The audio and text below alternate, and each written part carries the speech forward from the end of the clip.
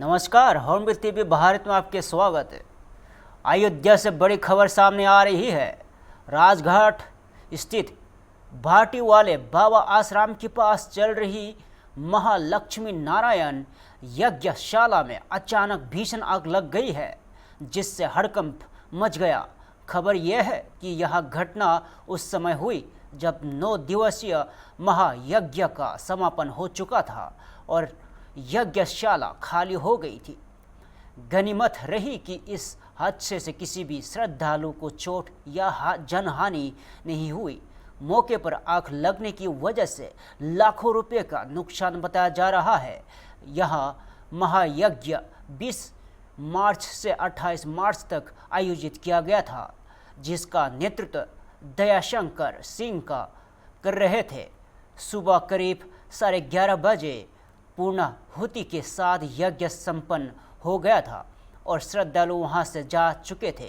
इसी दौरान अज्ञात कारणों से आग भड़क उठी। घटना की जानकारी मिलते ही प्रशासन तुरंत मौके पर पहुंचा। निखिल टीकाराम फुंडे और डॉक्टर गौरव ग्रोवर ने घटनास्थल का निरीक्षण किया। इस दौरान गोसाईगंज के विधायक अभय सिंह भी मौजूद रहे। परिवहन मंत्री दयाशंकर सिंह ने बताया कि आग में किसी प्रकार की जनहानि नहीं हुई है, जो सबसे बड़ी राहत की बात है। उन्होंने कहा है कि आग लगने के कारणों का अभी तक पता नहीं चला है और टेक्निकल टीम द्वारा इसकी जांच की जाएगी। प्रशासन द्वारा मामले की जांच जारी है और आग लगने के वास्तविक कारणों का जल्द खुलासा होने की उम्मीद है। और जग संपन्न हुआ। यहाँ पर 20 तारीख से लेकर 28 तक जग था। जग जो है उसकी पूर्णाहुति 11:30 बजे हो गई थी। मीडिया के लोग भी थे उस समय। जगशाला में जब आग लगी उसके 1-1.5 घंटा पहले ही जग संपन्न हो चुका था, लेकिन अचानक यहाँ पता चला कि आग लगी। फिर उसके बाद अभी इधर बुझाने के लिए यहाँ पर एक अपना वो थी दमकल था, उससे हुआ। तब तक फिर दूसरे छोर पर पता चला कि वहाँ लग गई है, लेकिन कोई जनहानि नहीं हुई है। सब नियंत्रित है और समय रहते सब चीज़ों को नियंत्रित किया। मतलब जिस तरह से ये वाकया हुआ, इसको क्या लगता है आपको है, कैसे अचानक हुआ होगा ये इतना बड़ा आयोजन, आपका भव्य आयोजन आपने किया था। 20 तारीख से लेके और 28 तक आज उसका समापन था। समापन हो भी गया। मीडिया के लोग भी थे इसमें, बहुत सारे ये लोग भी थे जो लाइव चला रहे थे। तो सब संपन्न होने के 1.5 घंटा बाद हुआ। पूरा जगशाला खाली था। जब और उस समय आग लगी है, देखा जाएगा क्यों लगी। सर इतनी बड़ी, इसका जो टेक्निकल जो टीम होगी सर इतनी बड़ी फायर ब्रिगेड की गाड़ी अब घंटों लेट आई। जग संपन्न होने के बाद जब जगशाला खाली थी उस समय आग लगी है, तो हम लोग कैसे कहें कि कहाँ चूक हुई। अब जो भी होगा टेक्निकल टीम इसको देखेगी कि कहाँ चूक। थाना कैंट क्षेत्र में सरयू एक कथा का और यज्ञ का कार्यक्रम विगत दिनों से चल रहा था, जिसके दृष्टिगत यहाँ पर पुलिस फोर्स की और फायर की लगातार ड्यूटी लगी हुई थी। आज यहाँ पर सूचना मिली कि यज्ञशाला के पास से कुछ आग लगने की जानकारी हुई है। तत्काल यहाँ पर मौजूद जो फायर टैंकर है और यहाँ पर जो फोर्स है उनके द्वारा आग पर काबू पाने के लिए अपना प्रयास स्टार्ट कर दिया गया और अतिरिक्त फायर टैंकर्स और फोर्स के लिए कंट्रोल रूम के माध्यम से यहाँ पर तत्काल पहुँचा। यज्ञशाला के अलावा यहाँ पर जो गौशाला है उसकी भी जो वहाँ पर भी आग की सूचना थी, तो दोनों जगह पर फायर टेंडर द्वारा आग पूर्णतः बुझा दी गई है। अभी तक की प्राप्त सूचना के अनुसार और आयोजकों से बात करने के अनुसार किसी प्रकार की कोई जनहानि संज्ञान में नहीं आई है, परंतु जहाँ जहाँ पर आग लगी है उसको विस्तृत रूप से फायर के अधिकारियों द्वारा उसका इंस्पेक्शन किया जा रहा है, कारणों का भी इंस्पेक्शन किया जा रहा है। इसके अतिरिक्त यहाँ पर जो कथा में लोग आए हुए हैं, जिस पंडाल में रुके हुए हैं, उसका भी इंस्पेक्शन किया जा रहा है। ये इंश्योर किया जा रहा है कि किसी को किसी प्रकार की कोई दिक्कत ना हो और यहाँ पर जो लोग रुके हुए हैं उनको भी सेफली इवैक्यूएट किया जा सके, आयोजकों को भी। कोलकाता पश्चिम बंगाल से बड़ी राजनीतिक खबर सामने आ रही है। केंद्रीय गृह मंत्री अमित शाह ने पश्चिम बंगाल चुनाव को लेकर प्रेस वार्ता में बड़ा बयान दिया है। अमित शाह ने कहा है कि बंगाल में चुनाव की घोषणा हो चुकी है और भारतीय जनता पार्टी के सभी कार्यकर्ता अपने प्रदेश अध्यक्ष के नेतृत्व में बसपा की सरकार बनाने के लिए पूरे आत्मविश्वास के साथ चुनावी मैदान में है। और उन्होंने यह भी कहा है कि यह चुनाव न केवल बंगाल के लिए बल्कि पूरे देश के लिए महत्वपूर्ण है, क्योंकि देश की सुरक्षा बंगाल चुनाव से जुड़े हुए है।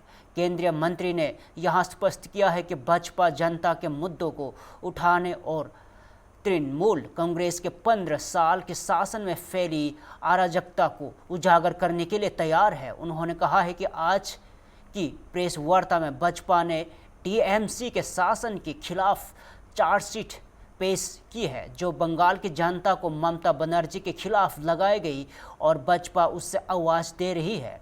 अमित शाह के इस बयान के बाद राज्य में चुनावी रंग और भी गर्म हो गई है। सभी जानते हैं बंगाल में चुनाव की घोषणा हो चुकी है और भारतीय जनता पार्टी के सभी कार्यकर्ता हमारे प्रदेश अध्यक्ष जी के नेतृत्व में बंगाल में भारतीय जनता पार्टी की सरकार बनाने के लिए बड़े आत्मविश्वास के साथ चुनावी मैदान में उतरे। हमारे विपक्ष के नेता श्री शुभेंदु अधिकारी जी ने भी चुनाव के पहले ही पूरे बंगाल का दौरा कर बंगाल में फैली अव्यवस्थाएं, अराजकता और आर्थिक बदहाली और विशेषकर घुसपैठ के मुद्दे को बंगाल के जन जन तक पहुंचाने का काम। मित्रों, बंगाल का यह चुनाव बंगाल के लिए तो महत्वपूर्ण है ही है, परंतु पूरे देश के लिए महत्वपूर्ण। पूरे देश की सुरक्षा बंगाल के चुनाव के साथ एक प्रकार से जुड़ी है। असम में भारतीय जनता पार्टी की सरकार बनने के बाद असम से घुसपैठ कमोबेश समाप्त हो गई। अब एक ही रास्ता बचा है जहां से घुसपैठ होकर पूरे देश के अंदर घुसपैठिए फैलते हैं और देश की सुरक्षा के साथ खिलवाड़ करते। इसलिए बंगाल का एक चुनाव बंगाल के लिए महत्वपूर्ण है कई मायनों में, और देश की सुरक्षा की दृष्टि से देश के लिए भी महत्वपूर्ण। भारतीय जनता पार्टी ने तय किया है कि तृणमूल कांग्रेस के शासन के खिलाफ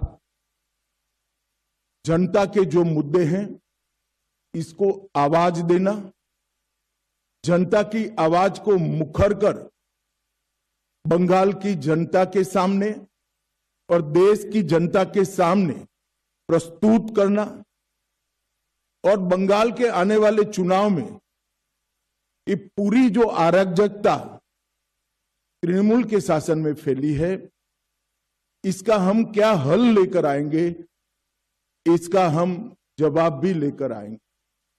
परंतु आज की प्रेस वार्ता तृणमूल कांग्रेस की इस सरकार के 15 साल के शासन के खिलाफ हमारा चार्जशीट, ये आज की प्रेस वार्ता का मुद्दा है। ये चार्जशीट जो है वो तृणमूल कांग्रेस भले कहे भारतीय जनता पार्टी का चार्जशीट है, परंतु मैं मानता हूं ये बंगाल की जनता ने ममता बनर्जी की सरकार के खिलाफ लगाया हुआ चार्जशीट है, जिसको भारतीय जनता पार्टी एक आवाज दे रही। लखनऊ से इस वक्त की खास खबर सामने आ रही है, जहां युवा संसद 2026 कार्यक्रम का भव्य आयोजन किया गया। इस कार्यक्रम का उद्घाटन उत्तर प्रदेश के जल शक्ति मंत्री स्वतंत्र देव सिंह ने किया। लखनऊ के भागीदारी भवन में आयोजित इस कार्यक्रम में मंत्री आसिम अरुण भी मौजूद रहे। इस अवसर पर युवाओं को राष्ट्र निर्माण, लोकतांत्रिक मूल्यों और संसदीय प्रक्रिया से जोड़ने पर विशेष जोर दिया गया और कार्यक्रम के दौरान युवाओं ने वाद विवाद और संवाद के माध्यम से अपने विचार रखे और देश के विकास में अपनी भूमिका को लेकर चर्चा की। आयोजकों का कहना है कि यह कार्यक्रम विकसित भारत के संकल्प को मजबूत करने की दिशा में एक महत्वपूर्ण पहल है। इसका जो उद्घाटन हो रहा है, युवाओं को किस तरह से इससे प्रेरणा मिलेगी? देखिए, स्वाभाविक युवा संसद जिस प्रकार बच्चों ने यहाँ ऑर्गेनाइज किया है और आदरणीय मोदी जी का सपना है, आदरणीय योगी जी का सपना है कि भविष्य युवाओं का है, ये कल के सांसद हैं, विधायक हैं, राजनीतिक क्षेत्र में जाएंगे, अधिकारी के क्षेत्र में जाएंगे, तो कुल मिलाकर कैसे चलाना है संसद और कैसे चलाना है सरकार। तो बाबा भीमराव अम्बेडकर का जो संविधान है, उस संविधान के आधार पर ही सरकार भी चलाई जाती है और संविधान के आधार पर ही संसद चलता है। तो युवा आज प्रेरणा लेंगे और ये भविष्य के युवा हैं, तो स्वाभाविक रूप से संस्कार है, अनुशासन है और संविधान के आधार पर चलाने का जो यहाँ आज बहस होगी, लोग सीखेंगे। पक्ष विपक्ष दोनों की भूमिका यहाँ अदा कर रहे हैं बच्चे, और उसमें जो निकल कर आएगा धीरे धीरे इसी तरह सीखते हैं लोग और आगे बढ़ते हैं। मैं ही ईश्वर से प्रार्थना कर दूँगा कि बच्चे सीखकर आगे बाबा भीमराव अम्बेडकर के संविधान के अनुसार ही जहाँ ये जाए उसी प्रकार राष्ट्र के हित में कार्य करें। बहुत बहुत धन्यवाद। Thank you. शाही की डिक्टेटरशिप की, उसमें किसी राजा के हाथ की जो ताकत है, लेजिटिमेसी ऑफ पावर, वो कहां से आती है? वो बंदूक से आती है, ब्रूट पावर से आती है। क्यों? क्योंकि वो राजा है, किसी को बहुत मन कर रहा राजा बनने का, अपने राज सत्ता आ जाएगी, और जिसके हाथ में राज सत्ता है वो सही है, और जो कहेगा वो सही होगा। ये राजशाही डिक्टेटरशिप, जहां भी बंदूक के दम पे, शक्ति के बल पे सत्ता हथियाई जाती है, ये। लेकिन इसके विपरीत हमारा संविधान बिल्कुल अलग है। हमारा संविधान कहता है कि हम सब बराबर हैं और हर नागरिक की अपनी एक छोटी सी सॉवरेनिटी, संप्रभुता है। हमने संविधान के जरिए और इलेक्शन के जरिए अपनी संप्रभुता का एक छोटा सा अंश ट्रांसफर कर दिया किसी एक व्यक्ति को, जिसको हमने विधायक बनाया, सांसद बनाया, किसी एक राजनीतिक पार्टी को जिसको ज्यादा वोट मिले, और उनके द्वारा जो हमने अपनी छोटी सी पावर ट्रांसफर की है उनको, वो संचालित करते हैं। तो पहली बात बहुत महत्वपूर्ण है कि यहाँ पे जो जनप्रतिनिधि हैं, प्रशासक हैं, सेवक हैं, वो चुनाव के जरिए आ रहे हैं, और इसी वजह से हर प्रकार के विचार, पक्ष विपक्ष आते हैं ऐसे पटल पे, और कोई एक आवाज, क्योंकि वो केवल एक व्यक्ति की है, इस वजह से नहीं दब जाएगी। अगर उस एक व्यक्ति के आवाज में भी तर्क है तो वो तर्क सबसे सामने आएगा, और ये लोकतंत्र का सबसे महत्वपूर्ण भाव होगा। दूसरी बात, कानून का राज। राजशाही में कानून का राज थोड़े लेवल पे हो सकता है, लेकिन जो भी कुछ राजा ने बोल दिया तो वो कानून सारे सुपरसीड हो जाएंगे, और वो राजा की बात ही कानून होगी। यहाँ पे लोकतंत्र में, हमारे लोकतंत्र में ऐसा नहीं है। हमारे लोकतंत्र में चाहे प्रधानमंत्री हो, चाहे मुख्यमंत्री हो, चाहे गवर्नर हो, प्रेसिडेंट हो, लगभग सभी मामलों में कानून उनसे ऊपर है और वो कानून के नीचे काम करते हैं। और यहाँ पे मैं तुलना करना चाहूंगा, जैसा अभी भाई साहब ने भी कहा, हम अगर दक्षिण एशिया की बात करें या पूरे विश्व की बात करें, तो हमारे देश की एक बहुत बड़ी उपलब्धि है हमारा बहुत ही मजबूत चुनाव का सिस्टम। बहुत ही शांतिपूर्ण तरीके से हमारे चुनाव हो जाते हैं, सरकारें आती जाती हैं, राजनीतिक पार्टियां बाहर जाती हैं, नई पार्टी आ जाती है। ये युवा साथियों को सामान्य सी बात लगती होगी, लेकिन अपने बगल में देखो पाकिस्तान को, क्या वहां पे शांतिपूर्ण चुनाव हो पाते हैं? बीच में मिलिट्री चली आती है, फिर वो 8-10 साल अपना सुधार कार्यक्रम चलाते हैं, फिर चुनाव होता है। अपने पूर्व में बांग्लादेश को देखिए, दक्षिण में श्रीलंका थोड़ा ठीक है, लेकिन हाल में वहां भी उथल रही, नेपाल में भी लगभग यही स्थिति रही।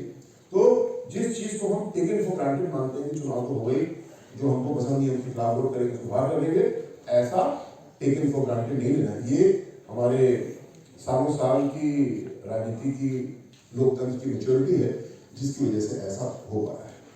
अब कानून के राज की बात करूं तो यहाँ पे अभी काफी सारा काम होना बाकी है। मैं विधायक हूं, पहले मैं पुलिस में था, तो मैं अक्सर ही ये अनुरोध देखता था राजनीतिक पार्टियों की तरफ से, चाहे जो भी पार्टी हो, कि भाई कानून तो ये है, लेकिन ये हमारा बंदा है, तो इसलिए थोड़ी रियायत बरतो। मतलब वो चाहे हेलमेट लगाने की बात हो, चाहे कोई और बड़ी बात हो, ये सामान्य सी बात एक मानी जाती थी। काफी हद तक अभी भी कभी कभी देखने को मिलती है कि कानून तो जो भी हो, लेकिन ये मेरा बंदा है, इसको ध्यान रखो जरा। हम लोग को इस भाव से बहुत आगे बढ़ना है। मेरा बंदा है, मेरा भाई है, मेरा बेटा है, इसने गलती की है तो गलती की है, कानून इसको सजा दे, इस भाव की ओर हम लोग को बहुत तेजी से बढ़ना होगा। ग्रेटर नोएडा उत्तर प्रदेश से बड़ी खबर सामने आ रही है, जहां नोएडा इंटरनेशनल एयरपोर्ट्स के प्रथम चरण के ऐतिहासिक शुभारंभ के अवसर पर प्रधानमंत्री नरेंद्र मोदी ने वैश्विक हालत और भारत की स्थिति पर बड़ा बयान दिया है। प्रधानमंत्री ने कहा है कि इस समय पूरा विश्व चिंतित है, क्योंकि पश्चिम एशिया में पिछले 1 महीने से युद्ध जारी है। इस युद्ध के कारण कई देशों में खाने पीने का सामान, पेट्रोल, डीजल, गैस और खाद जैसी जरूरी वस्तुओं की संकट पैदा हो गया है। उन्होंने कहा है कि हर देश इस चुनौती से निपटने की कोशिश कर रहा है और भारत भी पूरी शक्ति के साथ इस संकट का मुकाबला कर रहा है। प्रधानमंत्री मोदी ने यहाँ भी कहा है कि भारत बड़ी मात्रा में कच्चा तेल और गैस युद्ध प्रभावित क्षेत्रों से आयात करता है, इसलिए सरकार ऐसे कदम उठा रही है जिससे आम परिवारों और किसानों पर अतिरिक्त बोझ न पड़े। उन्होंने भरोसा जताया कि इस कठिन समय में भी भारत ने अपने तेज विकास को बनाए रखा है और आगे भी इसी गति से आगे बढ़ता रहेगा। प्रतीक है,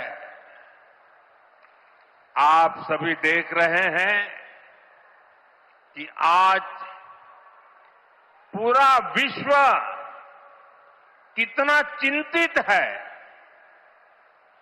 पश्चिम एशिया में 1 महीने से युद्ध चल रहा है। युद्ध की वजह से कई सारे देशों में खाने पीने के सामान, पेट्रोल, डीजल, गैस, खाद, ऐसी कई जरूरी चीजों का चारों तरफ संकट पैदा हो गया है। हर देश इस संकट का सामना करने के लिए कुछ न कुछ कोशिश कर रहा है, प्रयास कर रहा है, और हमारा भारत भी इस संकट का पूरी शक्ति से मुकाबला कर रहा है। देशवासियों की ताकत के भरोसे कर रहा है।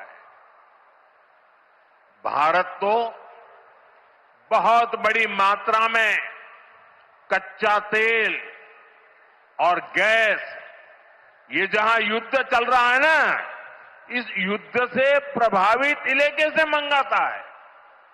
इसलिए सरकार हर वो कदम उठा रही है जिससे सामान्य परिवारों पर, हमारे किसान भाई बहनों पर इस संकट का बोझ न पड़े।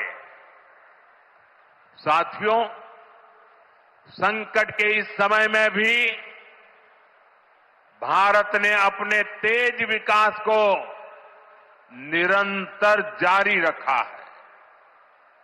मैं सिर्फ पश्चिमी उत्तर प्रदेश की ही बात करूं तो पिछले कुछ सप्ताह में ही ये चौथा बड़ा प्रोजेक्ट है जिसका शिलान्यास या लोकार्पण हुआ है।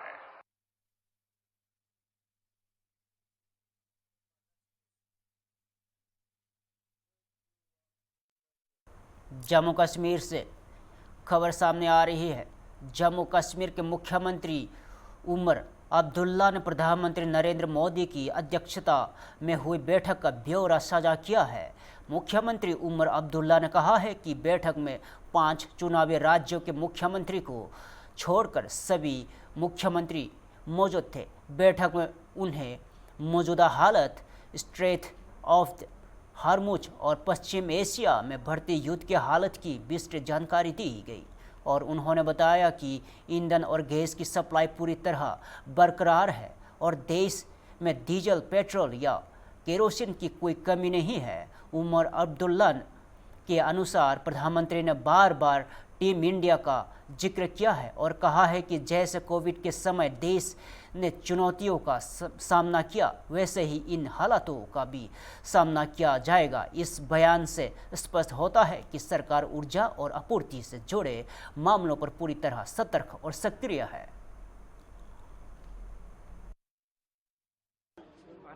ऑनरेबल प्राइम मिनिस्टर साहब के हवाले से एक मीटिंग बुलाई गई थी। मीटिंग में तमाम चीफ मिनिस्टर्स मौजूद रहे, मां सिवाय वो 5 रियासतें जहां इलेक्शन होने जा रहे हैं। मीटिंग के दौरान कैबिनेट सेक्रेटरी साहब की तरफ से एक डिटेल्ड प्रेजेंटेशन हमें दी गई। प्रेजेंटेशन में मौजूदा हालात के बारे में जो दिक्कतें सामने आ रही हैं, खासकर स्ट्रेट ऑफ हॉर्मूज को लेके और वेस्ट एशिया में जो जंग के शुरू होने के बाद, और उसके बाद हमें ये भी बताया गया कि किस तरह फ्यूल और एसेंशियल सप्लाईज की उसकी जो सप्लाई है उसको किस तरह बरकरार रखा जा रहा है। और कैबिनेट सेक्रेटरी की तरफ से, गवर्नमेंट ऑफ इंडिया की तरफ से हम सबको यकीन दिलाया गया है कि किसी चीज़ की कमी नहीं है। और यही बात मैं लोगों तक पहुंचाना चाहता हूं, क्योंकि अफवाहें बहुत चलती हैं और अफवाहों के बाद आपने खुद यहां देखा होगा पेट्रोल पंपों के बाहर लाइनें लगीं, लोगों ने गैस के सिलेंडर हासिल करने की कोशिश की। रोज़ हम अपने सप्लाई पोजीशन को जो है मॉनिटर कर रहे हैं। हमारे पास अभी फ़िलहाल गैस सिलेंडरों की अगर हम बात करें, डीजल, पेट्रोल, केरोसिन, किसी चीज़ में कमी नहीं है। और गवर्नमेंट ऑफ इंडिया ने भी हमें अश्योर किया है कि सप्लाई जो है वो जारी रखा जाएगा। जंग के शुरू होते ही आपको याद होगा कि गैस सिलेंडरों में एक कटौती लाई गई कमर्शियल के लिए। डोमेस्टिक के लिए 100% जो है हमें इजाज़त दी गई थी बांटने की। कमर्शियल में पहले उन्होंने 20% पे उसको सीलिंग रखा, अब उस सीलिंग को बढ़ा के 70% किया हुआ है। तो हम उम्मीद करते हैं कि किसी तरह की कमी नहीं होगी। उसके साथ साथ प्राइम मिनिस्टर ने हमें याद दिलाया कि किस तरह पूरा मुल्क एक साथ होकर हमने कोरोना का मुकाबला किया। उन्होंने बार बार टीम इंडिया का जिक्र किया कि पूरा मुल्क जो है वो एक साथ आया और कोविड का हमने मुकाबला किया। इसी तरह पूरा मुल्क एक साथ आके हम इन हालात का भी जो है मुकाबला कर लेंगे। ठीक है, फिलहाल के लिए इतना ही। ताज़ा खबरों देखते रहिए हम टीवी भारत।